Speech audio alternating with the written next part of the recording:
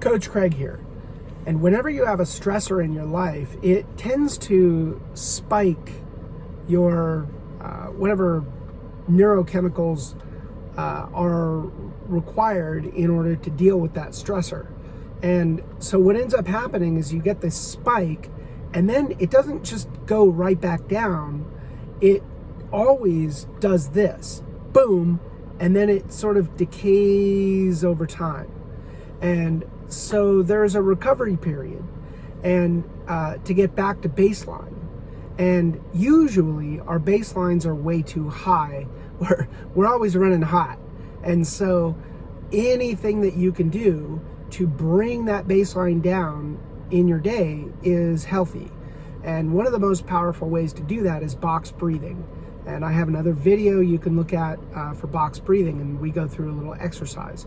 But the point that I want to make is that it's always this spike when your body, quickly reacts to a particular stressor or excitement, stimulant, whatever it is, but it doesn't go the other way. It doesn't, like the back side of it is never a cliff. It's always sort of this, what would you call that? Like a slope. And so it's sort of like the reverb after you do if you were to clap your hands in a cavernous space, like a church or something, like a giant cathedral, and you clap your hands, there's a reverberation that happens. So the clap occurred, and then like there's all of the bouncing around of the sound waves takes a while to fully decay. And the same thing is true in our lives. So we have this spike of stress, and then it just decays. So the trick is to get back to baseline before you allow more stressors to hit you again. Because otherwise you get this spike, it decays a little bit, and then another spike, and then it decays a little bit, then another spike, and you can see how this just eventually will get you to a point where you have a meltdown. And so there's always this temporal component for resilience. And resilience, as described by Rich Divini, is when you return back to baseline. It's how quickly you can get back to baseline.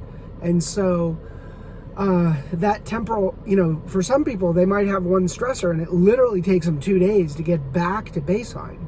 And so they could increase. So a measurement for their resilience would be, well, can they get that down to 1 day? What about a half a day? What about 2 hours, right?